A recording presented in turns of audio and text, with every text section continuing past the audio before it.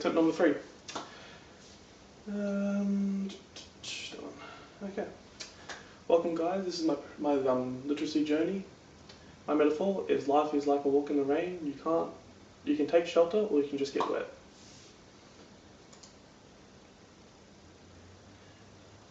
The metaphor that I've chosen depicts my linguistic journey between the ages of 4 to my current level. It underlines my journey as I was growing up, avoiding hard work as well as studying and improving my language. Something I used as shelter from any kind of language development was procrastination and putting off the work by distracting myself with other means, basically procrastination. But as I grew older, I learned there is no point in avoiding something you're not good at, as eventually creating a more difficult path for you. By just accepting I needed to improve, I was able to focus and improve my language with the help of a few people on my journey. One of these people was my mother. My language journey has had its ups and downs throughout my whole life, and times where it didn't improve, and times where it didn't get any worse. My language journey started when I was about 4. Not that I remember the memories, but being shown photos of my mother reading me books. One of the first books I was brought up with was The Wishing Chair, as you can see on the left side of the TV. It was a fantasy novel authored by Enid Blyton. This book was the beginning of my journey as journey of language in the form of novels. My mother read it to me every night until I basically memorized it and could read the words off the page from memory. And on top of these books, she made me repeat words, read the sentences, and sound out the words.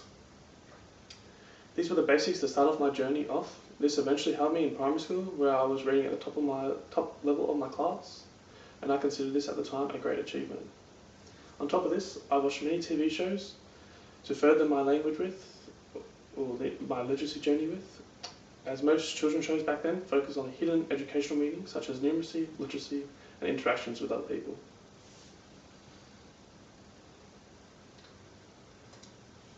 Although I was a very comprehensive reader in primary school, which I classified myself as a good reader, the part that I struggled the most was the lack of my ability to write. Not just a few sentences, but flowing recounts, imaginative stories, and essay writing. Although I went back and forth in my progression with reading, the development of my writing skills stayed to the bare minimum, where I was considered a below average student throughout my whole primary school and high school.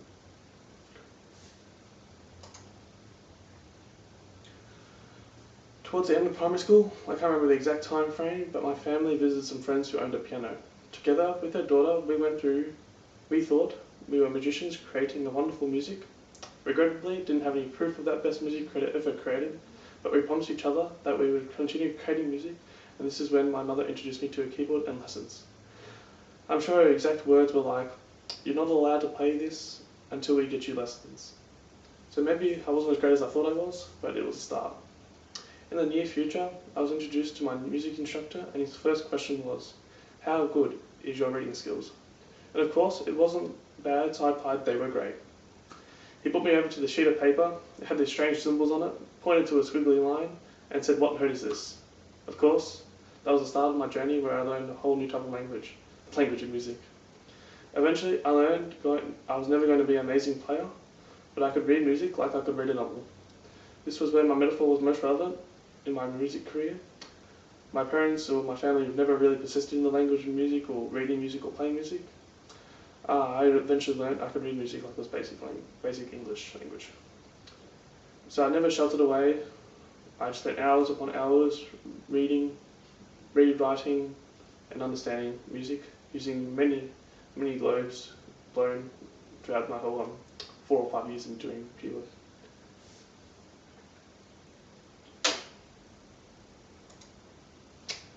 At this point in my life, the quantity of my reading started to falter. Eventually would come to a bare minimum of words. One of my hobbies was still is dirt bike riding. Now, up until this point, I had never injured myself, and I was a decent rider by many standards. When I was at my property in the bush, it had been raining for a solid 4 days. Riding anywhere basically made riding through a puddle, and kind of just a little bit slippery. Now, there was a certain track in which I stacked a few times before that weekend, and eventually I got the courage to try it on this particular weekend. Not knowing the tree had fallen over in the weather, and it had been laying across the track, it took me by surprise. This caused my first ever injury on a dirt bike, and it had just happened to be my left shoulder. 4 months in a sling made me learn how much you actually use both of your arms, especially when you break one of them you write with. At this time, I couldn't play sports, write in a legible fashion, or do anything I really wanted to do. Couldn't run, couldn't jump, couldn't do anything because it would make my shoulder dislocate.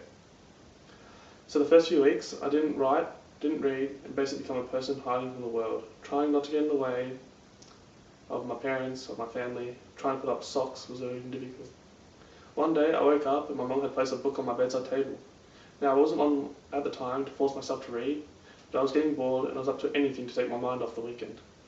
So, I read my first novel about vampires. The first book I read was actually this one here. It's called Vampire Academy. It was my escape, my procrastination for the few months I had left of being in a sling. And after the first few chapters, I was hooked, and I learned how to read a book, how to hold a book, and turn a page with one hand. It was quite an achievement. Once I had recovered from my injury, I discovered what it was like to fall behind in schoolwork. It was painful, stressful, and worse than doing nothing. So of course, I did the most logical thing, and I read books. I let 4 months of schoolwork become 6 months, and then 8 months. Then I realised I couldn't write with my fan anymore, so not only was I unable to write physically, but mentally I was lost as well. This is a time when I did shelter away, didn't try to force myself to write. I was not getting wet, I was hiding. I really regret this time. I let myself get stuck, sheltering from my problems, doing the bare minimum to get my teachers off my back and about schoolwork, but never really pushing myself to improve my writing.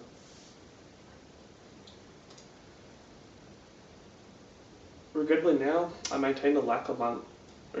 until now, I maintain this lack of linguistic skill in writing through most of my high school days, but maintain my love of reading. My comprehension was always high in saying topics and underlying messages, but I really struggled in the maintaining and following sentence structures. My year 12 had the strongest influence in my progression of writing. About this time, I could write just as fast with my right hand as I used to be able to do with my left hand, and it was half legible. The only thing I was stuck with was hiding in the shelter with my lack of skill in writing. My year 12 teacher, Mr. Lovett, changed all this for me. At the start, it was an essay every week. He just expected it from me.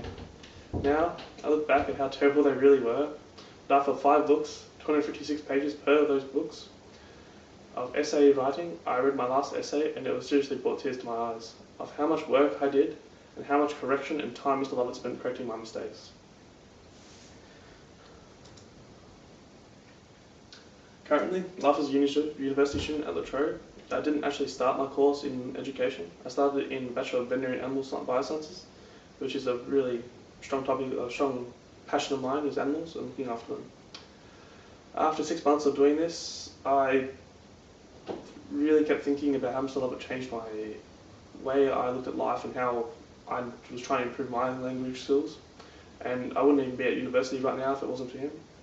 I made this decision to change courses, to hopefully one day be that teacher that changes the students' lives and their educational pathway to succeed at his or her own goals, like Mr. Lovett helped me. Thank you all for watching my presentation. Hopefully you got something out of my language of linguistics, and best of luck to you all.